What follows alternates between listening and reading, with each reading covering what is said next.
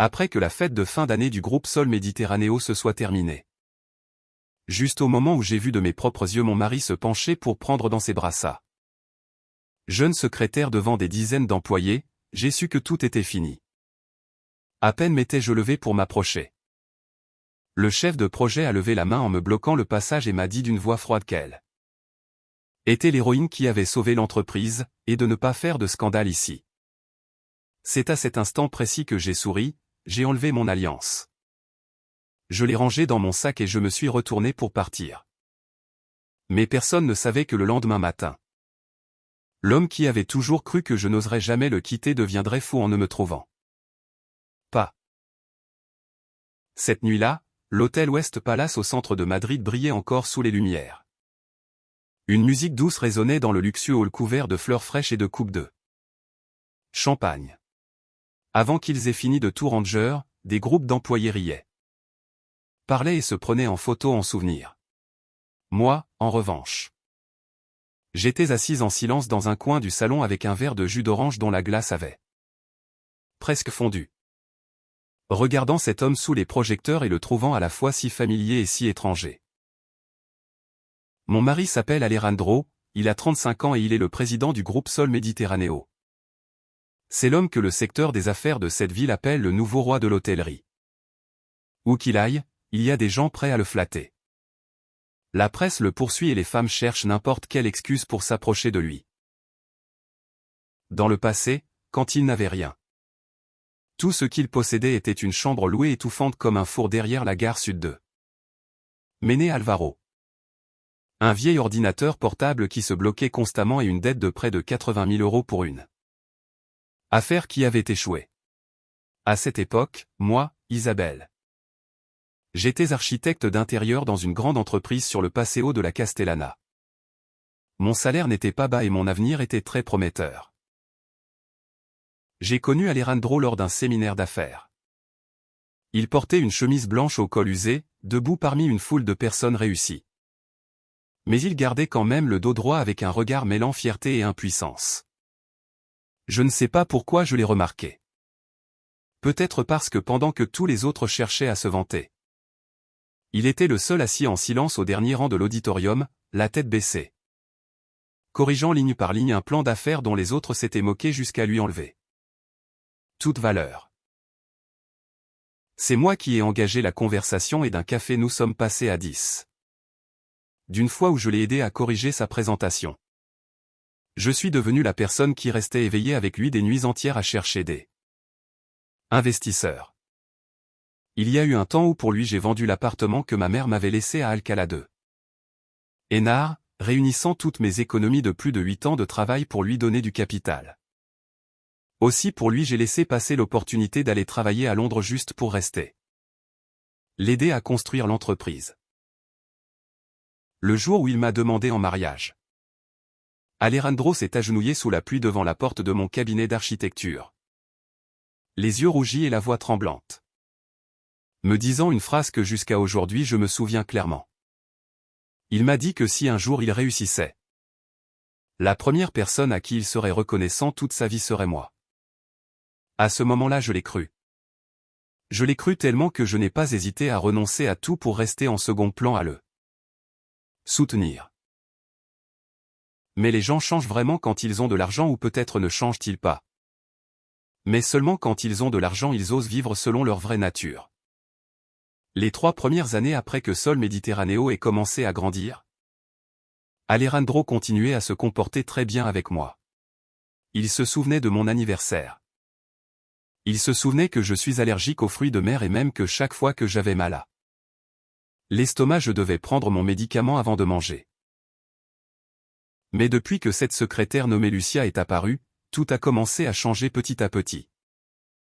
Lucia est 6 ans plus jeune que moi, belle, éloquente et montrait toujours une attitude douce et compréhensive. Au début elle n'était qu'une simple assistante administrative. Ensuite elle est progressivement devenue la secrétaire personnelle d'Alejandro et puis la personne qui apparaissait toujours à ses côtés lors de chaque voyage d'affaires. Une fois à minuit j'ai appelé mon mari parce que j'avais une forte fièvre. Il m'a seulement dit qu'il était en réunion avec des associés et a raccroché très vite. Mais 10 minutes plus tard, une amie m'a envoyé une photo que Lucia avait publiée sur ses réseaux sociaux. Sur la photo on voyait une table de haute cuisine avec vue directe sur la mer à Marbella et sur la table il y avait 2 verres de vin.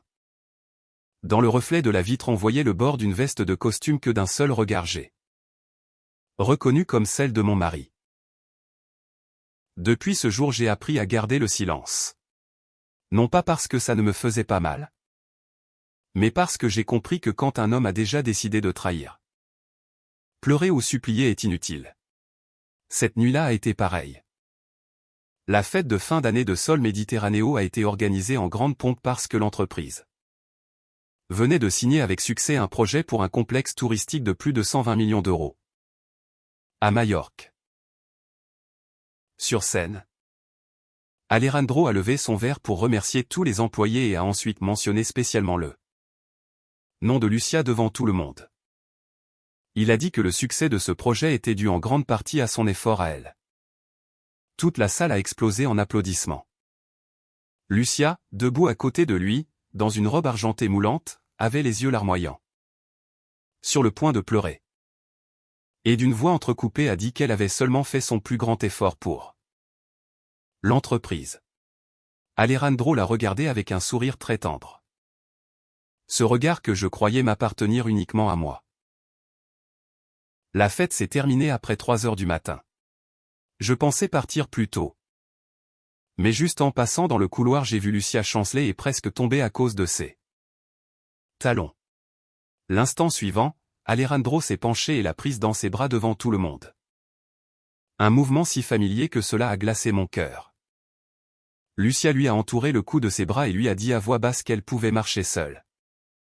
Alejandro a froncé les sourcils et lui a répondu qu'elle avait la cheville enflée et ne devait pas forcer. Une phrase si normale, mais qui était exactement la même façon dont il avait l'habitude de s'inquiéter pour moi dans nos premières années de mariage. Je suis resté pétrifié pendant quelques secondes puis j'ai fait un pas en avant. Je n'avais pas l'intention de faire une scène de jalousie ni de provoquer un scandale. Je voulais seulement lui poser une question, savoir s'il se souvenait encore que j'étais sa femme. Mais avant que je puisse m'approcher, un bras s'est interposé sur mon chemin. Celui qui m'a arrêté était Matteo, le chef de projet. Il m'a regardé avec une gêne évidente, a baissé la voix et m'a dit de ne pas m'approcher là. Je l'ai regardé directement dans les yeux et lui ai demandé pourquoi. Matteo a souri avec dédain. Il m'a expliqué que Lucia avait bu des dizaines de verres d'alcool à la place du patron aujourd'hui. Pour pouvoir signer le contrat. Qu'elle était l'héroïne de l'entreprise et qu'il n'y avait rien de mal à ce que le patron l'emmène se reposer. J'ai éclaté de rire.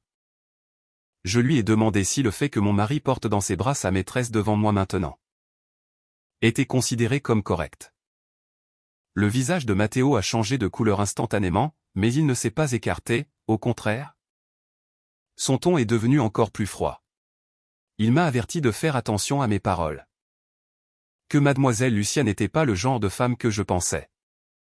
Je lui ai répondu en lui demandant quel genre de femme se laisse porter dans les bras par un homme marié au milieu de la nuit. Matteo est resté sans voix pendant quelques secondes et soudain il a lâché un rire moqueur. Il m'a dit qu'au moins elle aidait l'entreprise et m'a demandé ce que je faisais moi. L'air autour de nous est devenu un silence sépulcral. Plusieurs employés qui étaient prêts ont commencé à me regarder. Quelqu'un a même murmuré très bas qu'il avait raison. Que depuis qu'elle s'était mariée avec le patron elle n'avait rien fait et que mademoiselle Lucia formait un bien meilleur couple avec Alejandro. Chaque mot a été comme un couteau dans mes oreilles. Mais ce qui m'a le plus fait mal n'était pas ses paroles, mais que pendant tout ce temps, Alejandro est resté immobile à regarder. Il n'a rien expliqué, il ne l'a pas arrêté ni ne m'a défendu du tout. Il est juste resté là avec Lucia dans ses bras, me regardant avec une expression de fatigue. Comme si j'étais celle qui causait un problème irrationnel. À ce moment-là, j'ai soudain compris quelque chose. Un homme qui t'aime vraiment ne permettra jamais aux autres d'avoir l'occasion de te blesser. S'il reste silencieux, cela signifie qu'il permet que cela arrive. J'ai regardé Alejandro pendant un long moment puis doucement j'ai enlevé l'alliance de mon doigt. Il y a 5 ans. Il me l'avait mise sous la lumière vacillante des bougies et m'avait dit qu'il me protégerait toute ma vie. Y penser maintenant paraissait ridicule. J'ai rangé l'alliance dans mon sac, je lui ai souri une dernière fois. Je me suis retourné et je suis parti sans pleurer. Sans faire de bruit et encore moins sans supplier. Peut-être pour cela Alejandro ne s'en est-il absolument pas rendu compte.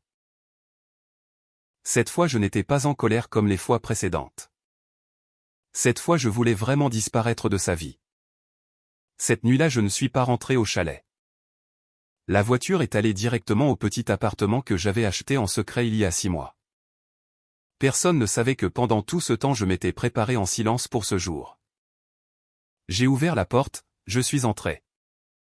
J'ai regardé la chambre qui sentait encore la peinture fraîche et je me suis assise lentement sur le canapé. Le téléphone n'arrêtait pas de vibrer. 3 appels manquaient d'Alejandro et un seul message qui disait de ne pas exagérer les choses. J'ai regardé cette phrase pendant un long moment et j'ai éclaté de rire. Jusqu'à ce moment, il continuait à penser que j'avais seulement une crise normale. Il n'avait aucune idée que ce que j'emportais n'était pas seulement ce mariage. Mais aussi tous les plans originaux du projet du complexe touristique de 120 millions d'euros que Lucia m'avait volé pendant le dernier semestre. Dehors de la fenêtre, la pluie a commencé à tomber sur Madrid. J'ai glissé mes contacts en silence. J'ai bloqué le numéro de mon mari et j'ai allumé mon ordinateur. Sur l'écran sont apparues des dizaines d'invitations de collaboration d'autres entreprises, auxquelles je n'avais pas répondu pendant des années. J'ai respiré profondément. Pour la première fois depuis longtemps je me suis sentie vraiment vivante. À 6 heures du matin le lendemain, quand la pluie nocturne à Madrid venait de cesser. Je m'étais déjà changée et j'étais assise devant mon bureau dans le nouvel appartement. Avec les cheveux encore un peu humides après la douche. Mon regard était si serein que même à moi il me paraissait étrange. Peut-être parce que j'avais passé 6 mois à me préparer en silence pour ce jour. Depuis que j'avais découvert qu'Alejandro et Lucia avaient commencé à franchir les limites. J'avais cessé de vivre d'émotions. J'avais commencé à vivre avec une lucidité absolue. Le téléphone sur la table a vibré une fois de plus. C'était un numéro inconnu. Je n'avais pas besoin de deviner qui c'était. À part Alejandro, personne ne m'appellerait avec tant d'insistance à 5 heures du matin. J'ai regardé l'écran quelques secondes et j'ai directement éteint le téléphone. Immédiatement après on a frappé 3 fois fort à la porte. Je me suis arrêté un instant, non par peur, mais parce que je ne m'attendais pas à ce qu'Alejandro me trouve si vite. Je me suis levé et j'ai allumé la caméra de sécurité de l'entrée. La personne dehors était effectivement lui. Alejandro portait encore le même costume noir de la nuit précédente. La cravate de travers et un visage visiblement épuisé après une nuit presque sans sommeil. Depuis que l'entreprise avait commencé à prospérer, il se laissait rarement voir aussi négligé. Mais à ce moment son regard était rempli d'impatience et d'anxiété. Il a continué à frapper à la porte, en m'appelant par mon nom. En disant qu'il savait que j'étais à l'intérieur. Sa voix sonnait plus rauque que d'habitude. J'ai gardé le silence quelques secondes et finalement j'ai ouvert.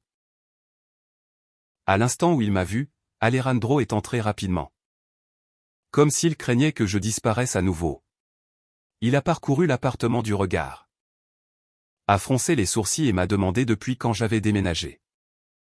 J'ai fermé la porte et lui ai répondu calmement que cela ne le regardait pas. Il s'est tourné brusquement vers moi et m'a questionné si je comptais vraiment lui parler sur ce ton.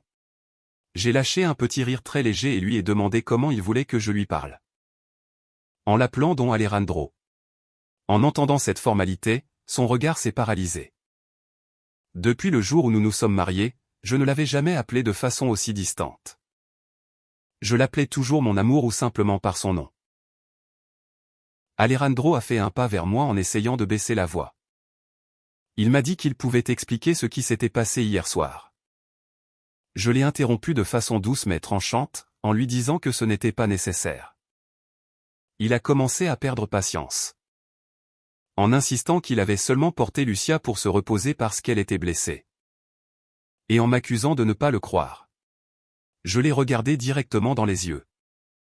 J'ai fait une pause de quelques secondes et lui ai clarifié que ce que je ne lui pardonnais pas n'était pas le fait de l'avoir prise dans ses bras, mais d'être resté à regarder pendant qu'une autre personne humiliait son épouse. Tout l'appartement est resté plongé dans un silence sépulcral. Alejandro a froncé les sourcils et m'a dit que Matteo avait seulement parlé de trop. Que ça ne valait pas la peine que je m'abaisse à discuter avec un employé. Un employé. J'ai éclaté de rire aux éclats. Je lui ai demandé s'il savait pourquoi cet employé avait osé se placer devant moi et me dire ces paroles. Alejandro n'a pas répondu. J'ai marché vers lui avec une voix de plus en plus calme et lui ai dit qu'il l'avait fait parce qu'il savait qu'il ne me défendrait pas. Le regard d'Alejandro a vacillé un peu, mais rapidement, avec agacement. Il a desserré le col de sa chemise. Il m'a dit que j'exagérais tout. J'ai regardé l'homme que j'avais devant moi et soudain je l'ai senti infiniment étranger. Jusqu'à ce moment. Il continuait à penser que le problème résidait dans mes émotions et non dans ses propres actes. Je ne voulais plus discuter. Parce que quand une personne est obstinée à croire qu'elle n'a pas commis d'erreur, toute explication perd son sens. Je me suis retourné pour aller me servir un verre d'eau quand Alejandro a soudain vu le dossier de document sur la table, s'est approché rapidement et l'a pris. L'instant suivant, son visage a complètement changé. Parce que sur la couverture du dossier il y avait un titre écrit en grandes lettres. Demande de divorce. Alejandro a serré les papiers dans sa main et s'est tourné vers moi en me demandant si je parlais sérieusement.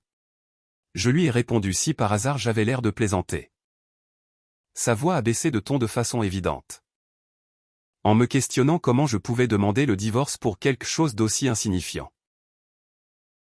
En entendant cela, j'ai vraiment éclaté de rire. Un rire mêlé d'épuisement et d'amertume. Quelque chose d'insignifiant. Je l'ai regardé fixement pendant un long moment et j'ai lentement hoché la tête. Je lui ai dit qu'il avait raison. Que pour lui n'importe quelle affaire liée à moi était insignifiante. Je savais qu'il ne le faisait pas avec cette intention, mais il agissait toujours de cette manière. J'ai marché vers lui, je lui ai pris le dossier des mains et je l'ai posé sur la table.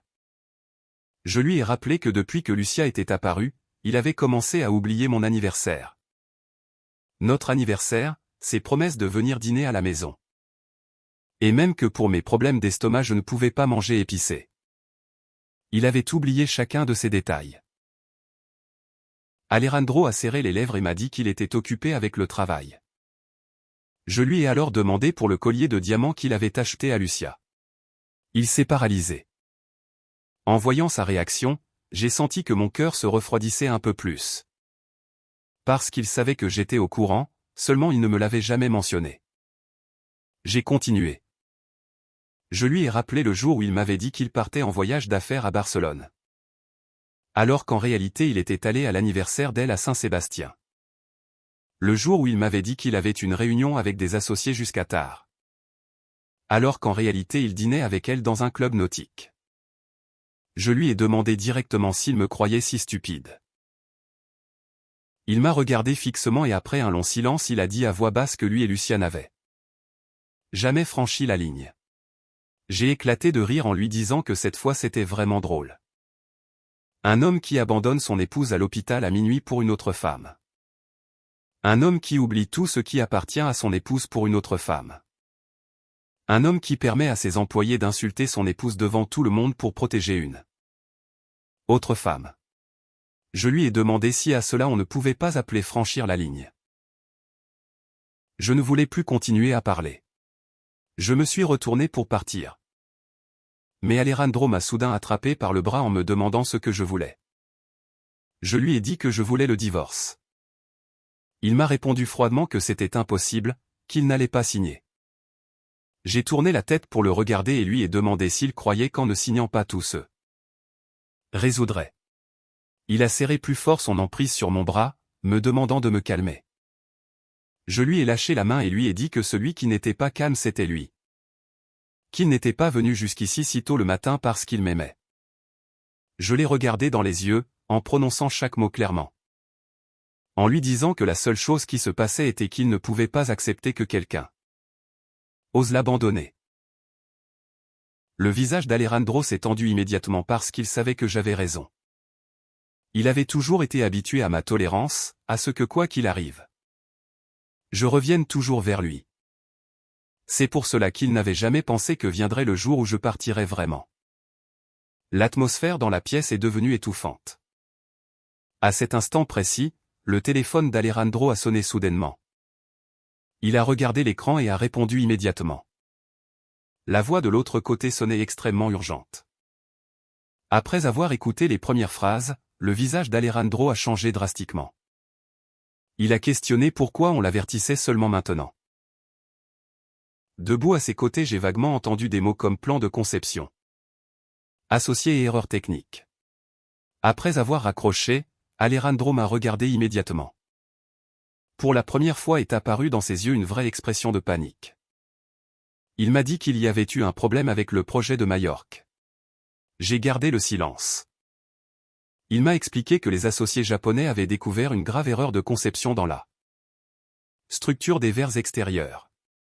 J'ai continué en silence. Alejandro m'a regardé fixement pendant quelques secondes et soudain m'a demandé si je savais quelque chose à ce sujet. Je me suis assise lentement sur le canapé, j'ai pris mon verre d'eau. J'ai bu une petite gorgée puis j'ai levé les yeux vers lui.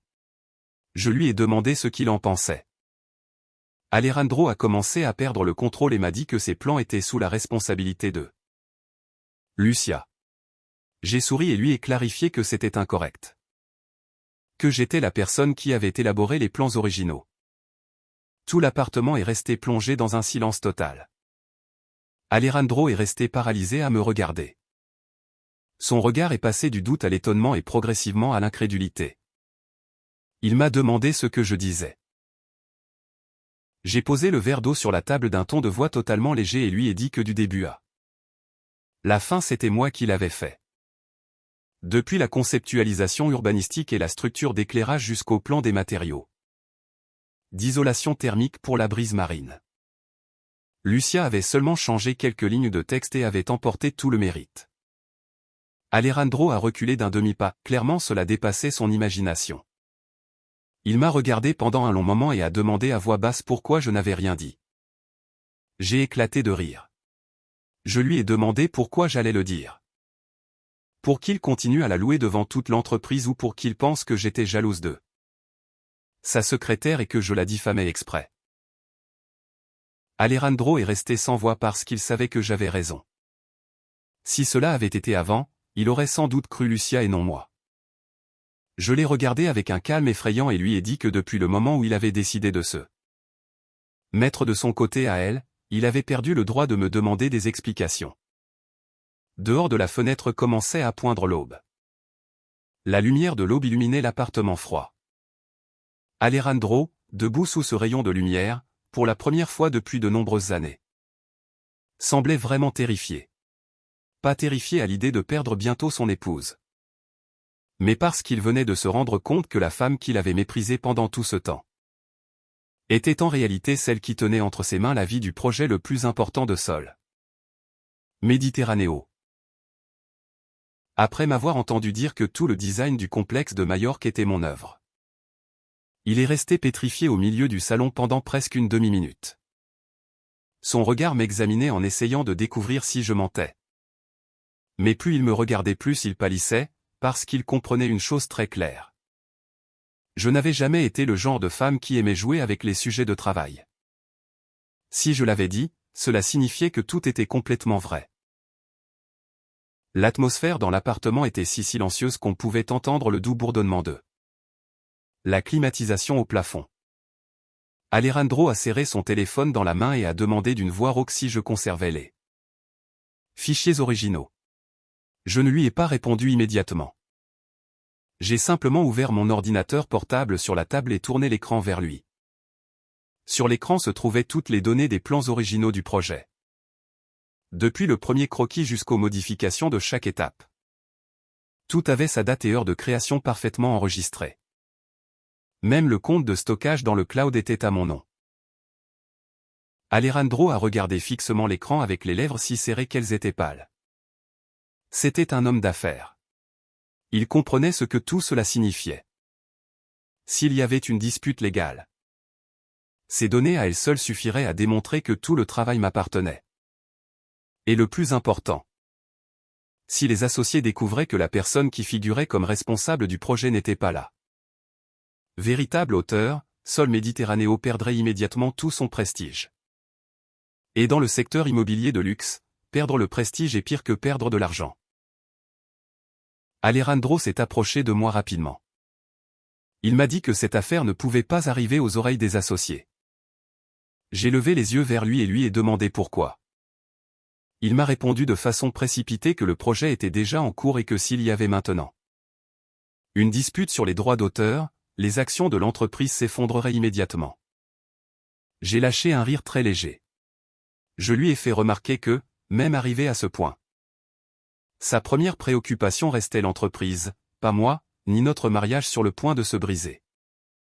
Il a semblé s'en rendre compte parce que son expression est devenue encore plus sombre. Il a baissé la voix et m'a demandé si je savais que j'étais en colère. Je l'ai regardé et lui ai répondu que ma colère s'était envolée il y a longtemps. Il y a des blessures qui, si elles se prolongent trop longtemps, ne provoquent plus de colère. Mais j'ai le cœur. Alejandro est resté silencieux quelques secondes et soudain m'a promis qu'il s'occuperait lui-même de Lucia.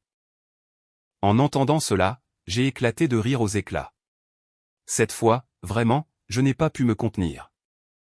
Je lui ai demandé pourquoi il allait prendre des mesures contre elle. Si c'était parce qu'elle avait volé mes designs. Je lui ai demandé d'être sincère, en le regardant directement dans les yeux. Je lui ai demandé s'il allait vraiment prendre des mesures contre elle et s'il n'y avait pas eu de panne technique aujourd'hui ou si l'entreprise ne courait pas le risque de perdre le projet. Alejandro est resté muet parce que lui comme moi savions que la réponse était non. Si tout s'était bien passé, Lucia aurait continué à être une héroïne à ses yeux et moi je serais resté l'épouse inutile oubliée. En second plan. Il s'est passé une main sur le front, en le massant fortement. Pour la première fois depuis des années je l'ai vu montrer une impuissance si évidente. À cet instant son téléphone a sonné à nouveau. Cette fois c'était Matteo. Alejandro a répondu immédiatement. Après quelques brèves secondes, son visage a subi un changement drastique.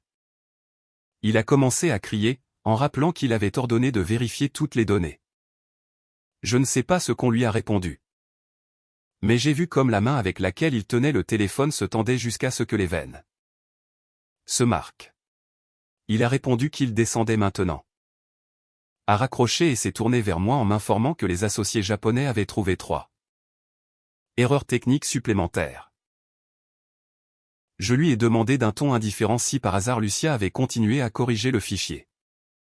Alejandro a gardé le silence et ce silence a été la réponse la plus claire de toutes. Cela me paraissait vraiment ironique. Quelqu'un qui n'avait pas étudié à fond le design des structures côtières osant modifier des aspects techniques juste pour démontrer ses capacités. Cela n'était plus de la bêtise, c'était de l'autodestruction. Alejandro m'a regardé pendant un long moment et à voix basse m'a demandé de revenir à l'entreprise. Avec lui, en admettant que j'étais la seule qui pouvait arranger ce projet. Je me suis levé lentement. La distance entre nous à ce moment était très courte. Mais en même temps si immense qu'il était impossible de revenir au point de départ. J'ai regardé l'homme qui avait occupé toute ma jeunesse et d'une voix douce je lui ai demandé avec quel droit il m'exigeait de revenir. Il s'est arrêté et m'a répondu avec le droit d'être mon mari. J'ai éclaté de rire en lui disant que si c'était vraiment mon mari. Hier soir il ne serait pas resté les bras croisés en voyant humilier son épouse. Que si c'était mon mari. Il n'aurait pas permis à une secrétaire de s'immiscer dans notre mariage pendant 2 ans. Il a essayé de m'expliquer que ce qu'il y avait avec Lucia n'était pas ce que je pensais. Mais je l'ai immédiatement interrompu. Je lui ai dit que cela n'importait plus, que qu'il ait couché avec elle ou non. Le résultat était le même. Quand le cœur d'un homme s'incline vers une autre personne. La trahison physique n'est qu'une question de temps. Alejandro m'a regardé pendant un long moment et dans ses yeux a commencé à apparaître une panique. Que je ne lui avais jamais vue. Parce qu'il s'est rendu compte que je ne pleurais plus ni ne lui exigeais d'explications. Une femme qui aime encore souffre et s'accroche. Mais la personne qui veut vraiment partir se montre aussi sereine. Il a fait un pas vers moi et m'a attrapé par les épaules. Il m'a confessé qu'il admettait m'avoir négligé et qu'il admettait aussi avoir eu trop de favoritisme envers Lucia, mais qu'il n'avait jamais pensé au divorce. J'ai regardé ses mains sur mes épaules et je me suis libéré doucement de son emprise. Je lui ai dit que moi oui je l'avais pensé. Après avoir dit cela, j'ai marché directement vers la porte et l'ai ouverte. L'intention de l'inviter à partir était plus qu'évidente. Alejandro est resté immobile à sa place avec une expression extrêmement sombre. Personne ne l'avait jamais traité ainsi et encore moins moi. À la fin il a essayé de tenir bon et m'a demandé ce qu'il devait faire pour que j'accepte de revenir. Je lui ai répondu que je n'allais pas revenir. Qu'à partir d'aujourd'hui les affaires du groupe Sol Méditerranéo ne me concernaient plus. Son regard est devenu froid soudainement. Il m'a demandé si je comptais vraiment rester à regarder l'entreprise se perdre un jour. Je l'ai regardé et lui ai renvoyé la question d'une voix très douce. Je lui ai demandé si par hasard il avait pensé à moi quand il était sur scène à côté de Lucia, recevant le mérite pour le projet. Alejandro n'a plus su quoi dire et je l'ai regardé avec un calme total. Je lui ai dit que tout ce qui arrivait maintenant était simplement le karma. À la fin, Alejandro est parti. Avant de sortir par la porte, il a tourné la tête pour me regarder une dernière fois. Ce regard était complexe et lourd, plein de colère et d'impuissance, mais surtout de peur. Parce que pour la première fois depuis de nombreuses années il découvrait qu'il ne pouvait plus me contrôler. La porte de l'appartement s'est fermée et tout l'espace est devenu soudainement silencieux. Je suis resté immobile pendant quelques secondes avant de lâcher lentement un long soupir. La main qui tenait le verre d'eau tremblait légèrement. Je savais que je n'aimais plus Alejandro comme avant, mais la douleur était encore là. Après tout c'était la personne à qui j'avais dédié toute ma jeunesse. À ce moment, la sonnette de la porte a sonné à nouveau. Cette fois c'était ma meilleure amie. Valeria a à peine franchi le seuil et m'a serré fort dans ses bras. Elle m'a dit qu'hier soir elle avait vu la vidéo que les employés avaient enregistrée et qu'elle avait-tu envie d'aller gifler cette Lucia? J'ai souri en essayant de garder mon calme. Valeria m'a lâché et a examiné mon visage attentivement, en me demandant si j'allais bien. Je lui ai dit que oui. Elle, les yeux larmoyants, m'a répliqué que j'allais bien. Qu'elle me connaissait depuis 10 ans et savait que chaque fois que quelque chose me faisait vraiment mal, je me taisais davantage. Je n'ai rien dit. Valeria a regardé l'appartement autour de nous et a soupiré. Elle m'a demandé si je l'avais tout préparé à l'avance et j'ai hoché la tête en confirmant que je l'avais fait il y a 6 mois. Valeria s'est assise sur le canapé. A gardé le silence un moment et m'a confessé qu'en réalité il y avait longtemps qu'elle voulait me dire quelque chose. Je me suis tourné pour la regarder. Valeria a hésité quelques secondes puis a sorti son téléphone. Sur l'écran se reproduisait une vidéo enregistrée sur un terrain de golf. Alejandro était debout à côté de Lucia. Elle portait une robe blanche et riait joyeusement pendant qu'il se penchait pour lui arranger les cheveux avec une extrême tendresse. La vidéo datait d'il y a 3 mois. Valeria a baissé la voix et m'a expliqué que ce jour-là elle s'était réunie avec un client sur le terrain de golf et qu'elle avait voulu me l'envoyer, mais elle avait eu peur de me briser le cœur. J'ai regardé la vidéo pendant un long moment et j'ai souri en lui disant que ce n'était rien. Que quand la douleur arrive à sa limite absolue, on perd la capacité de sentir. À ce moment, le téléphone de Valeria a sonné soudainement. Elle a regardé l'écran et a froncé les sourcils. C'était un ami à elle qui travaillait chez Sol Méditerranéo. Dès qu'elle a répondu, la personne de l'autre côté a commencé à parler précipitamment d'une voix agitée. En quelques secondes, le visage de Valeria a complètement changé. Elle lui a demandé de répéter ce qu'il avait dit. J'ai légèrement froncé les sourcils. Valeria a raccroché et s'est tournée vers moi d'un coup, en me disant que quelque chose était arrivé à Lucia. Je me suis arrêté et lui ai demandé ce qui se passait. Valeria a avalé sa salive et m'a expliqué que ce matin même Lucia avait modifié de son propre chef les spécifications techniques pour essayer de sauver le design. Le résultat était que les associés japonais avaient découvert que tout le système de Ver 2 support violait les normes de sécurité. Maintenant, depuis le Japon, ils exigeaient que l'entreprise envoie d'urgence le vrai responsable du projet pour une réunion critique. Valeria a fait une pause de quelques secondes et m'a regardé. Elle a ajouté que le problème était que Lucia venait de confesser à la direction que toute l'idée originale du design avait été la mienne. L'atmosphère dans l'appartement est devenue silencieuse. J'ai lentement levé la tête et dans mon esprit est soudain apparu le regard triomphant que Lucia avait hier soir quand elle était dans les bras d'Alejandro. Elle n'avait sûrement jamais imaginé qu'en moins de 12 heures elle-même détruirait le trône qu'elle venait de voler. Par la fenêtre, la lumière du soleil matinal brillait avec clarté. De l'autre côté de la ville, Sol Méditerranéo devait être en ce moment un chaos complet. Et je savais que ce n'était que le début.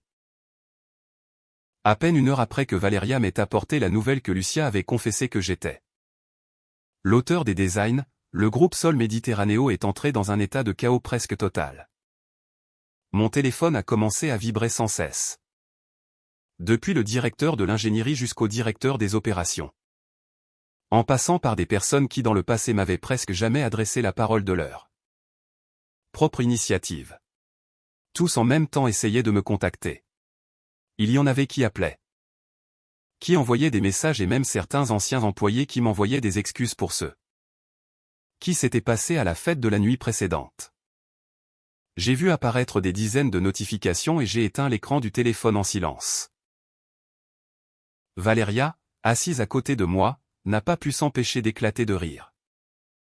Elle a commenté comment la veille il me traitait comme une étrangère et aujourd'hui il n'arrêtait pas d'appeler Madame Isabelle. J'ai bu une gorgée de mon café et lui ai répondu calmement que cela arrivait parce qu'il savait maintenant qui tenait entre ses mains la vie de ce projet. Valeria a appuyé le menton sur ses mains et m'a demandé si je pensais vraiment ne pas revenir pour aider l'entreprise. Je lui ai répondu que je n'avais aucune obligation.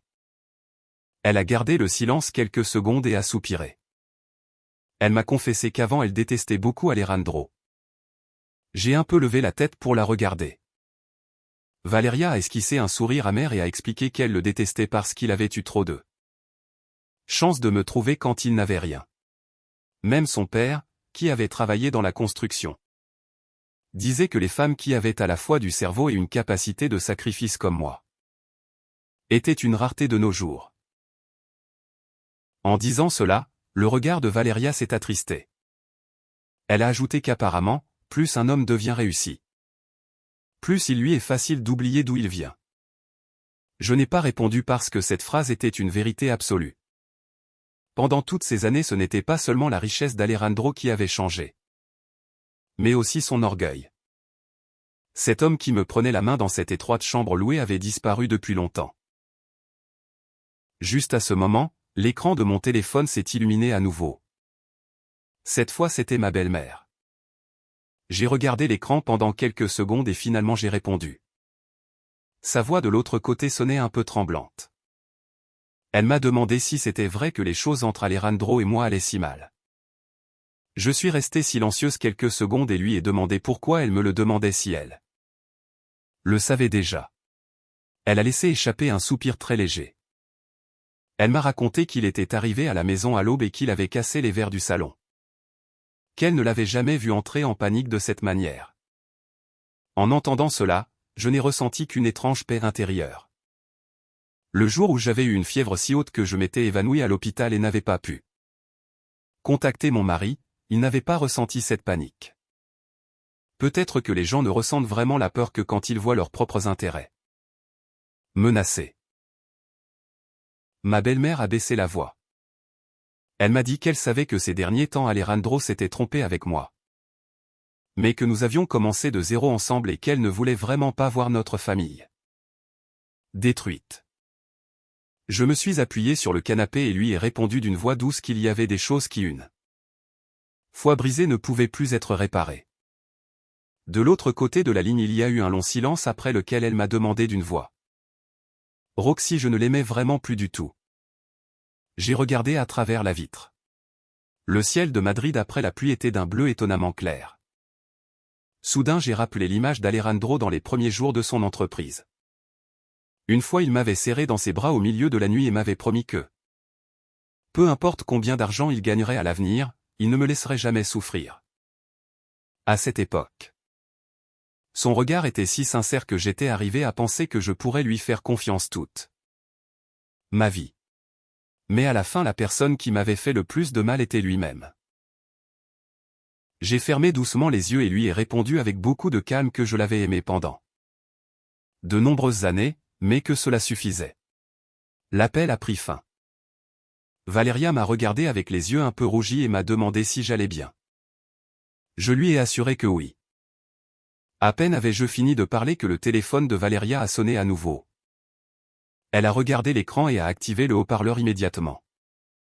La voix d'un homme a résonné pleine d'urgence. Il lui a demandé si elle était avec moi. Valeria a froncé les sourcils et lui a demandé ce qui se passait. L'homme lui a dit que les représentants japonais étaient arrivés au bureau de Sol Méditerranéo et que le directeur général était furieux. Il lui a commenté qu'on murmurait que si ce même jour l'affaire du vol de l'idée et des erreurs techniques n'était pas clarifiée, ils annuleraient tout le contrat. Valeria m'a regardé immédiatement. Je suis resté très tranquille. Parce qu'en réalité c'était quelque chose que j'avais prévu depuis le début. Les associés japonais sont connus pour leur exigence. Ils pouvaient tolérer un retard dans les délais. Mais sous aucun prétexte ils n'allaient tolérer une tromperie. L'homme de l'autre côté a continué, en ajoutant que le plus grave était que mademoiselle Lucia s'était mise à pleurer en pleine salle de réunion quand les techniciens l'avaient interrogée et avaient confessé qu'elle-même avait modifié les paramètres pour s'attribuer le mérite. Il m'a informé que le président Alejandro était extrêmement en colère. Valeria a demandé immédiatement ce qui s'était passé d'autre. L'homme a baissé la voix et lui a raconté que le président venait de suspendre Lucia. J'ai esquissé un léger sourire. À la fin, ce qui devait arriver est arrivé.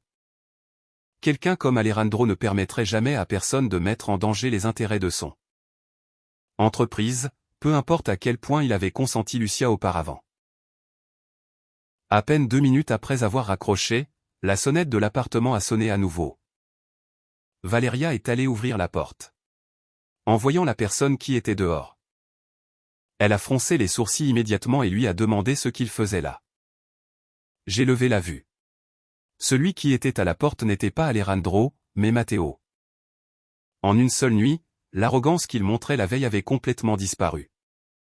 Sa chemise était froissée et son visage était aussi pâle que s'il venait de passer par quelque chose de très grave.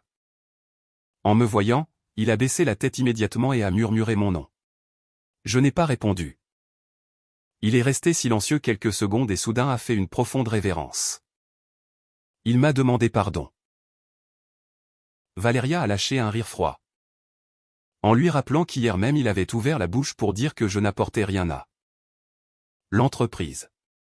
Matteo a serré les poings, en admettant qu'il s'était trompé et que la nuit dernière, après mon départ, le président avait enquêté sur les designs et qu'il venait d'apprendre que la vraie auteure était moi. Valeria a souri avec moquerie. En lui demandant si maintenant qu'il le savait il avait peur d'être licencié. Matteo a gardé le silence, parce que c'était la pure vérité. Je l'ai regardé et lui ai demandé tranquillement s'il était venu seulement pour s'excuser. Matteo a secoué la tête immédiatement, en disant que le président voulait me voir. Je lui ai répondu que je n'allais pas le voir et que le projet avec les Japonais ne me concernait plus. Matteo a commencé à s'agiter. Il m'a averti que si le contrat était annulé, l'entreprise perdrait des dizaines de millions d'euros. Je l'ai regardé et lui ai renvoyé la question si hier quand il s'était placé devant tout le monde, pour m'humilier il avait pensé à ce qui arriverait aujourd'hui. Matteo est resté muet, a baissé encore plus la tête, en demandant pardon et en assurant qu'il ne savait vraiment pas comment étaient les choses. J'ai éclaté de rire froidement. Je lui ai demandé si ce n'était pas qu'il ne le savait pas ou si c'était que, aux yeux de personnes comme lui, une femme qui restait à la maison comme épouse était par défaut inutile. Matteo n'a plus osé dire quoi que ce soit. L'atmosphère à la porte était si tendue qu'il était difficile de respirer. Finalement je lui ai dit froidement de partir et qu'il résolve les problèmes de l'entreprise par eux-mêmes.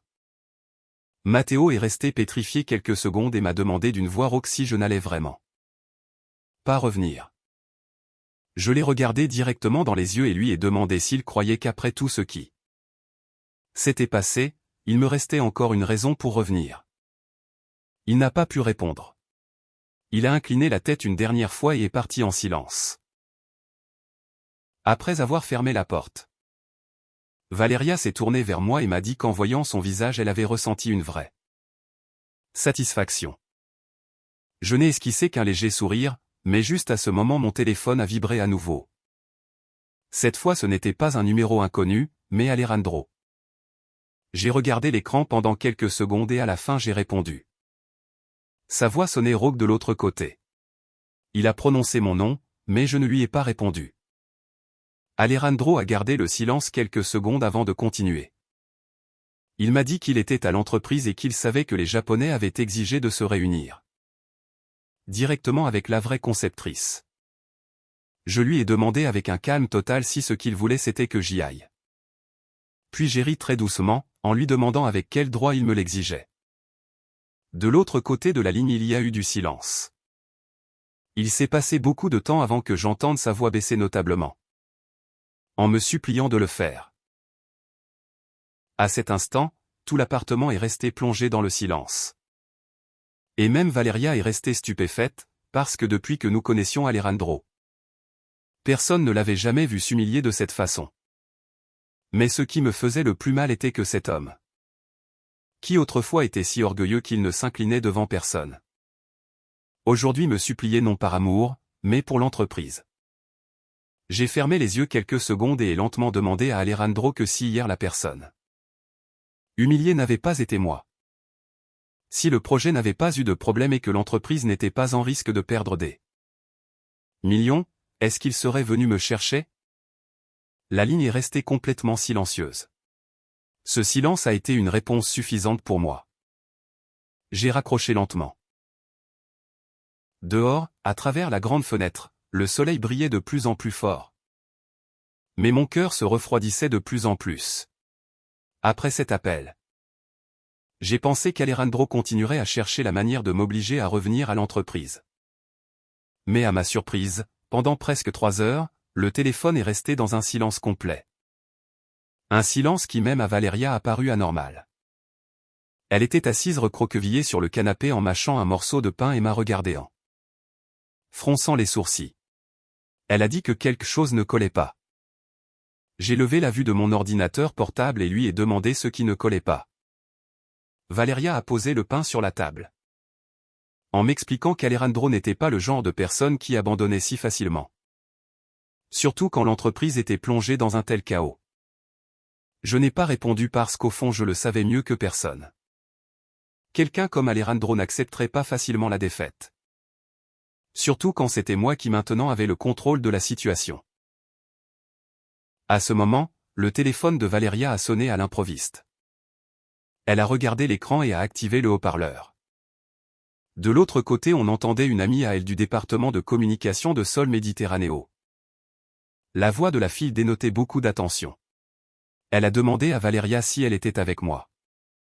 Valeria a répondu que oui et la fille lui a demandé de ne me laisser sous aucun prétexte entrer sur Internet à ce moment. Valeria a froncé les sourcils immédiatement et a demandé ce qui se passait. La fille a baissé la voix et a expliqué que quelqu'un avait filtré la rumeur que j'étais en train de saboter exprès le projet de l'entreprise par une crise de jalousie. Valeria s'est levée d'un bond, en s'exclamant qu'est-ce qu'elle racontait. La fille lui a raconté que dans le réseau interne de l'entreprise circulaient des messages anonymes, disant que je retenais les designs originaux pour obliger le président Alejandro à revenir avec moi. L'atmosphère dans l'appartement est devenue sombre immédiatement. Valeria a lâché un rire d'indignation, en commentant que cela était la manœuvre classique d'un chien acculé. Je suis resté très sereine parce qu'il n'était pas nécessaire de beaucoup réfléchir pour savoir qui était derrière cela. Lucia, elle était la seule qui avait besoin de m'accuser de tout à ce moment. Valeria a ouvert son téléphone et plus elle lisait, plus elle s'enrageait. Elle a maudit en disant qu'il y avait même des gens qui disaient que j'avais vécu aux frais d'eux. L'entreprise pendant des années et que maintenant que je perdais ma position. Je voulais détruire la compagnie. Elle a dit qu'elle avait vraiment envie de leur arracher la langue un par un. J'ai lentement fermé l'ordinateur portable et lui ai demandé de se calmer. Valeria, le visage rougi, m'a demandé comment j'allais me calmer. Elle m'a rappelé qu'hier même ils avaient Lucia sur un piédestal et aujourd'hui que quelque chose. Arrivé, il me mettait toute la faute à moi. J'ai regardé par la fenêtre et d'une voix douce je lui ai expliqué que cela arrivait parce qu'aux yeux de beaucoup de gens, une femme qui assume le rôle d'épouse est par défaut inutile. Donc il leur était plus facile de croire au succès d'une secrétaire qu'à celui d'une femme qui avait toujours été dans l'ombre. Valeria est restée silencieuse quelques secondes et a serré son téléphone. En me demandant ce que je pensais faire. Je lui ai dit que je n'avais encore besoin de rien faire. À peine avais-je fini de parler que mon téléphone a vibré de façon inattendue. Cette fois c'était un numéro international. J'ai regardé quelques secondes et j'ai répondu. De l'autre côté a résonné la voix d'un homme d'âge moyen parlant un espagnol assez fluide. Il m'a salué en se présentant comme Kenji, le directeur représentant des associés japonais. Je suis resté un peu surprise et lui ai rendu le salut. Il m'a expliqué que depuis l'entreprise on lui avait dit que j'étais la vraie conceptrice principale du projet de Majorque. Je lui ai confirmé que c'était le cas. Monsieur Kenji a fait une pause de quelques secondes et a continué en me disant qu'il voulait se réunir avec moi en personne. Valeria m'a regardé immédiatement. J'ai maintenu un ton calme et lui ai demandé en quelle qualité il voulait me voir. Il m'a répondu sans détour qu'en qualité de la seule personne qui comprenait le projet. Il a ajouté, en étant sincère, qu'après avoir vu les modifications de mademoiselle Lucia, il s'était senti profondément déçu. Cependant, que ma proposition originale avait été très positivement évaluée par leur conseil. Il m'a exprimé son désir que j'assiste à la réunion de cet après-midi. J'ai baissé le regard. Alejandro n'était sûrement pas encore au courant de cela. Par son orgueil. Il ne permettrait jamais à un associé de passer au-dessus de lui pour me chercher directement. Monsieur Kenji a continué et m'a proposé que si j'acceptais de participer au projet comme leader de l'équipe de design, il pourrait renégocier le contrat. À ce moment, les yeux de Valeria se sont illuminés. Je suis resté silencieuse quelques secondes et lui ai demandé d'un ton doux comme en sol. Méditerranéo allait gérer cette situation si j'acceptais. Monsieur Kenji a répondu rapidement que c'était une affaire interne d'eux et qu'il avait seulement besoin de quelqu'un avec une vraie capacité. À la fin de l'appel, Valeria s'est levée visiblement émue. Elle m'a fait voir que les Japonais étaient passés olympiquement de l'entreprise pour aller directement à moi et que c'était la plus grande gifle de toutes. Je n'ai rien dit, mais tout au fond a commencé à s'étendre une émotion étrange. Ce n'était pas de la joie. Mais la sensation que enfin quelqu'un reconnaissait mes vraies capacités après des années d'être caché. À ce moment, mon téléphone a sonné à nouveau.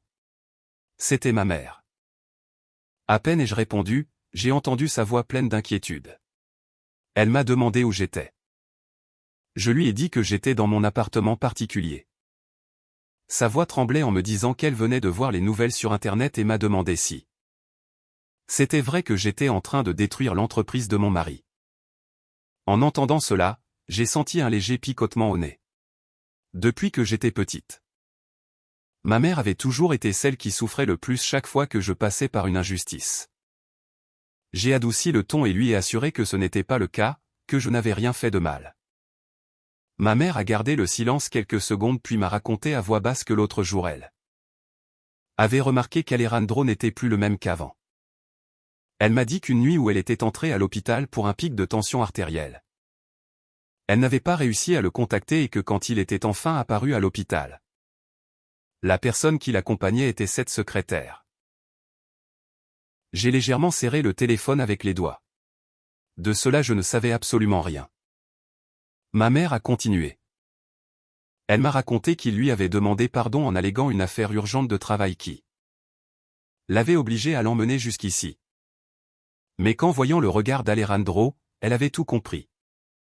J'ai fermé les yeux pendant quelques secondes. Il s'avérait que les choses que j'ignorais étaient bien plus nombreuses que ce que je pensais. Ma mère a soupiré et m'a dit que si j'étais vraiment épuisé, que je revienne à la maison avec elle. Qu'elle pourrait m'entretenir le reste de ma vie si nécessaire. Seulement avec cette phrase il a suffi pour que mes yeux rougissent. J'ai tourné le visage vers la fenêtre, en essayant de maintenir un ton de voix normal. Et lui ai dit que j'allais bien. Elle, d'une voix brisée, m'a répondu qu'elle savait à quel point j'étais forte. Mais que plus on est fort, plus il est facile de se faire du mal à soi-même. Elle m'a supplié de ne pas essayer de tout porter seul. Après avoir raccroché, l'appartement est resté plongé dans un long silence. Valéria, assise à côté de moi, m'a regardé et m'a demandé dans un murmure si je pleurais. Je me suis essuyé les coins des yeux et j'ai souri. En lui disant que c'était sûrement parce qu'il y avait longtemps que personne ne s'était mis de mon côté. Valéria m'a serré immédiatement dans ses bras, en me rappelant qu'elle était là. J'ai appuyé la tête sur l'épaule de ma meilleure amie. En sentant que pour la première fois depuis de nombreux jours mon cœur s'allégeait un peu. Mais à cet instant quelqu'un a commencé à frapper à la porte avec force de façon répétée. Valéria a froncé les sourcils et s'est levée en se demandant qui diable cela pouvait être. En ouvrant la caméra elle est restée pétrifiée. J'ai regardé vers l'écran et je me suis arrêté net. La personne qui était dehors n'était pas Alejandro, mais Lucia. Elle n'avait plus son apparence habituelle belle et rayonnante. Ses cheveux étaient ébouriffés, ses yeux gonflés et rouges, et même son maquillage était coulé. À l'instant où nous avons ouvert la porte, Lucia m'a regardé et d'une voix entrecoupée m'a appelé par mon nom. Valéria s'est immédiatement interposée devant moi et lui a demandé ce qu'elle venait faire. Lucia a ignoré Valéria, m'a regardé fixement et ses larmes ont commencé à couler. Elle m'a supplié de la sauver. La température dans l'appartement a semblé descendre d'un coup. Je suis resté assise à observer la femme qui la nuit précédente s'était appuyée avec arrogance sur la poitrine de mon mari devant tout le monde et qui maintenant pleurait et tremblait à la porte de ma maison. La vie c'est vraiment comment jouer avec les personnes. Lucia m'a dit entre sanglots que le président l'avait suspendu et que la direction prévoyait de la poursuivre en justice pour avoir filtré des secrets du projet. Elle a juré qu'elle n'avait pas eu l'intention de nuire à l'entreprise. Valéria a lâché un rire froid, en l'accusant de ne pas avoir eu l'intention, mais d'avoir osé voler les designs d'une autre personne. Lucia a pleuré encore plus fort, en admettant son erreur, mais en assurant que si on la poursuivait elle perdrait tout. Finalement je me suis mise debout et j'ai marché pas à pas jusqu'à me placer devant elle à très peu de distance, si près que je pouvais voir clairement la panique dans ses yeux. Je lui ai demandé à voix basse si elle savait à quoi je pensais hier soir. Lucia est restée glacée. Je lui ai dit que j'étais arrivé à penser que si elle était vraiment bonne, je pourrais accepter de perdre. Je pourrais accepter de perdre pour ne plus être assez attirante pour mon mari. Mais pas par l'utilisation de compétences qui n'étaient pas les siennes. Que du début à la fin elle avait seulement piétiné l'effort d'autrui. Le visage de Lucia est resté livide. Je l'ai regardé longtemps et avec un calme total je lui ai dit que quant à savoir si l'entreprise allait la poursuivre ou non, c'était simplement le prix qu'elle devait payer. Lucia a éclaté en sanglots amers. Mais cette fois je n'ai plus ressenti de compassion parce que j'ai enfin compris que ma bonté tout au long des années était exactement ce qui faisait que les autres pensaient qu'ils pouvaient me piétiner. Après mon refus à la porte même, Lucia pouvait à peine se tenir debout. Elle s'est appuyée d'une main sur le cadre, le visage blanc de panique, sans conserver un brin de l'arrogance de la fête de cette nuit. Valéria s'est croisé les bras en bloquant le passage avec un regard glacial. Et lui a demandé ce qu'elle attendait d'autre. Lucia s'est mordu la lèvre jusqu'au sang et m'a regardé avec ses yeux rougis. Elle m'a dit qu'elle savait qu'elle n'avait pas le droit de me supplier. Mais qu'en ce moment j'étais la seule qui pouvait la sauver. J'ai regardé la femme que j'avais devant moi pendant un long moment et lui ai demandé sereinement comment j'étais censé le faire. D'une voix étouffée elle m'a proposé que si j'acceptais de revenir au projet et que je disais à la direction qu'elle avait seulement suivi mes instructions, il ne la poursuivrait pas. Valéria a explosé en un éclat de rire en entendant cela. Elle lui a demandé si elle était folle, si après avoir volé les designs d'une autre personne. Maintenant elle prétendait que cette personne assume la faute pour elle. Lucia, prise de désespoir, a éclaté en pleurs et m'a supplié. En disant qu'elle n'avait jamais voulu en arriver là. Elle a expliqué qu'au début elle voulait seulement démontrer qu'elle était utile à l'entreprise. Parce que tout le monde la méprisait pour ne pas avoir de contact ni de soutien et que si elle ne montait pas, elle serait toujours une simple employée. En l'écoutant, mon cœur s'est gelé. Il s'avère que beaucoup de gens aiment utiliser leurs difficultés comme excuse pour leur propre égoïsme.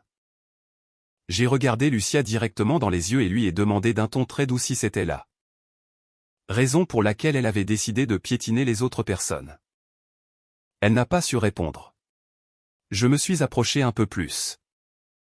Je lui ai dit qu'elle savait parfaitement que ses designs étaient les miens et savait aussi qu'elle manquait de la capacité technique pour les gérer, mais qu'elle avait quand même emporté le mérite. Je lui ai demandé pourquoi elle l'avait fait. Lucia a baissé la tête et a commencé à pleurer. En admettant qu'elle l'avait fait parce que le président lui faisait confiance. Une seule phrase suffit pour rendre muet tout un couloir.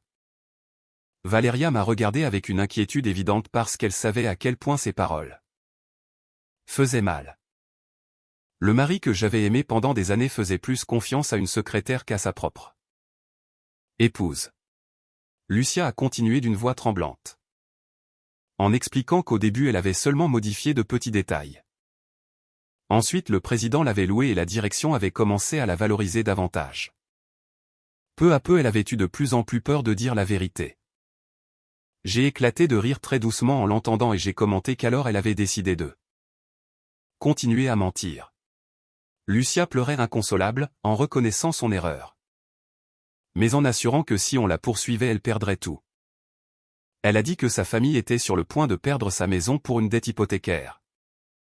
Que la banque allait les expulser et que son père avait besoin de soins spéciaux dans une résidence privée qu'il ne pouvait pas payer. Valeria s'est un peu contenue en entendant cela, mais je suis resté en silence. Ce n'était pas que je n'éprouvais pas d'empathie. C'était que je comprenais parfaitement qu'être digne de pitié ne te rend pas innocente. Peut-être que Lucia passait par des difficultés.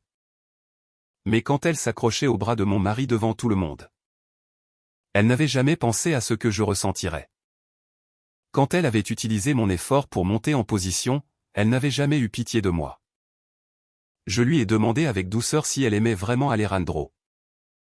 Elle s'est arrêtée un instant et après un long moment a répondu en tremblant qu'au début elle l'admirait seulement et ensuite elle s'est mordu la lèvre. En ajoutant qu'après elle en était vraiment arrivée à l'aimer. Valeria a souri avec mépris.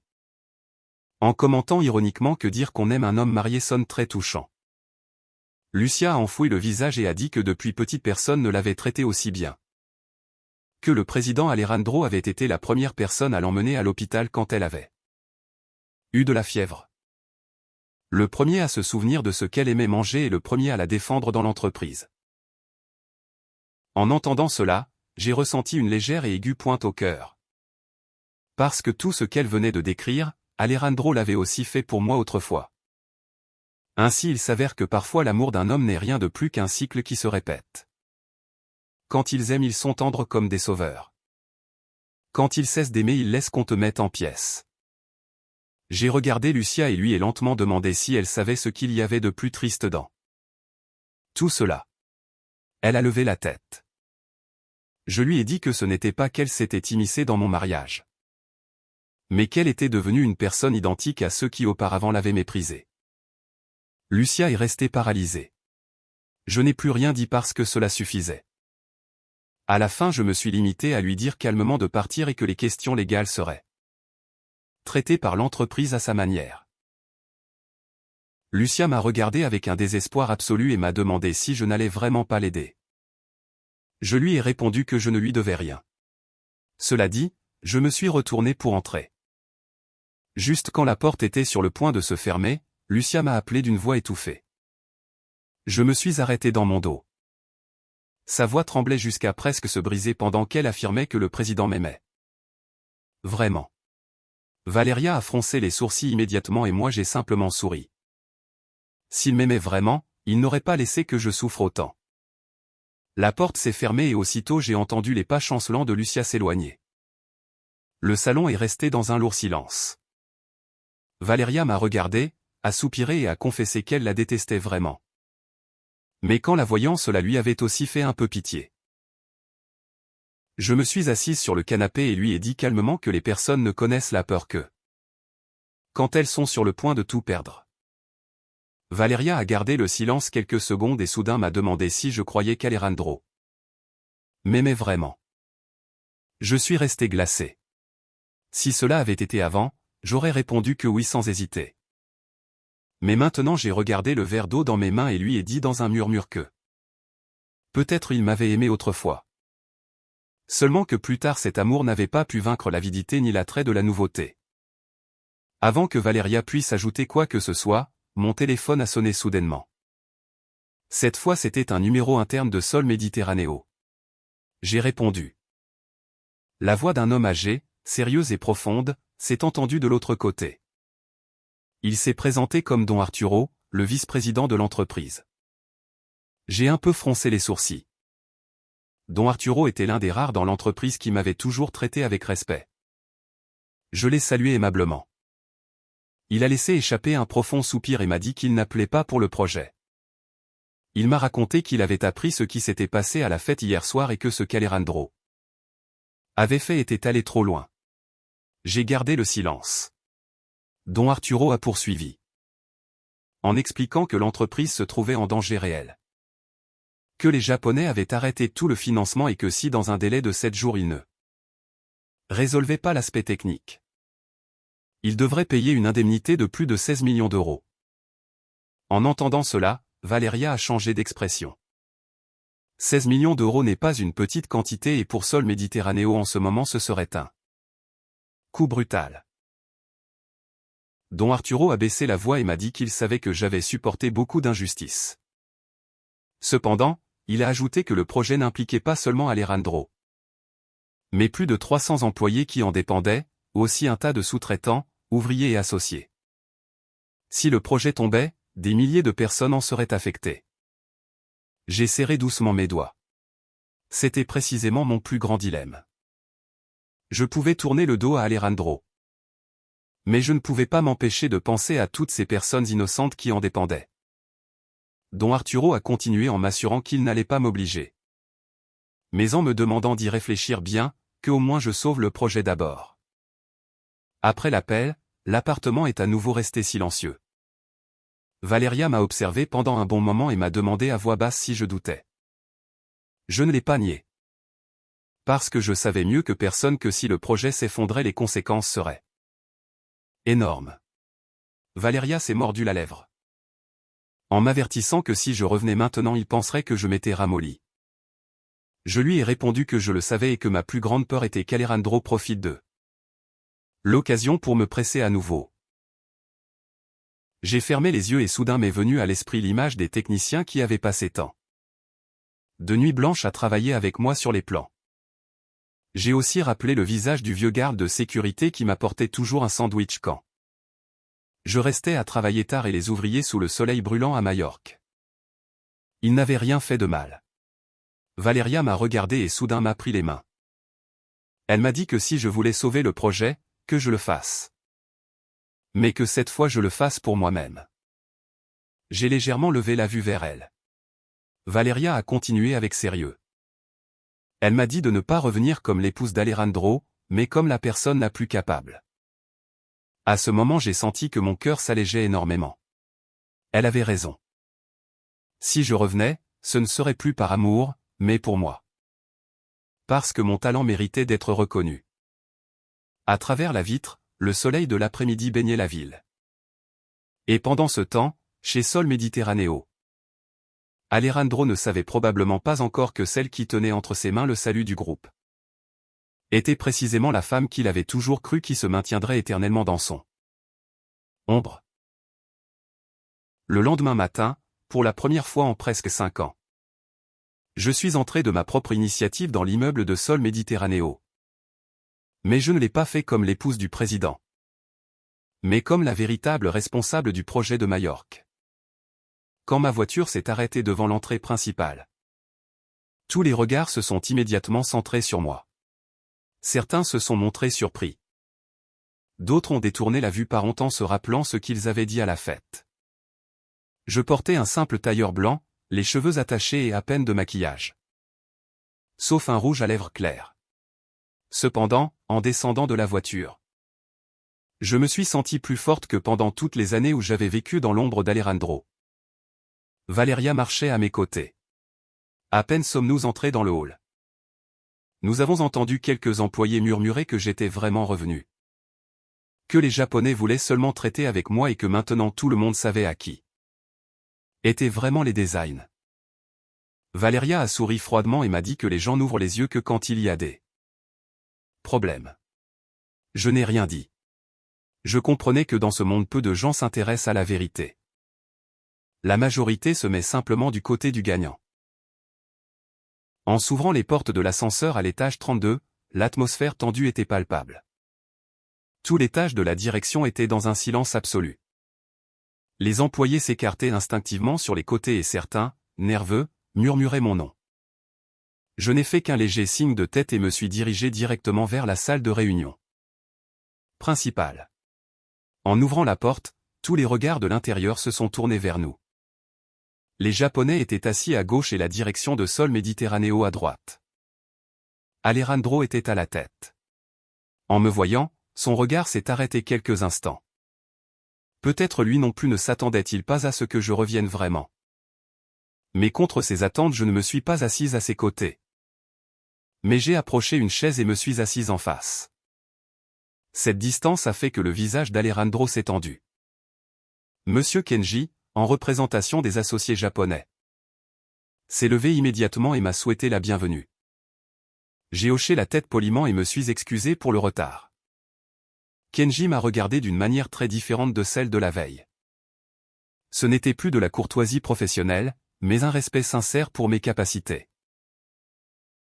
Il a ouvert le dossier qu'il avait devant lui et a dit qu'ils avaient examiné toutes les données des designs originaux que je leur avais envoyés ce matin. Il a admis avec franchise que l'idée originale était brillante et que si elle était exécutée correctement, le projet avait le potentiel d'être l'un des meilleurs complexes touristiques d'Europe. Le silence s'est emparé de la salle.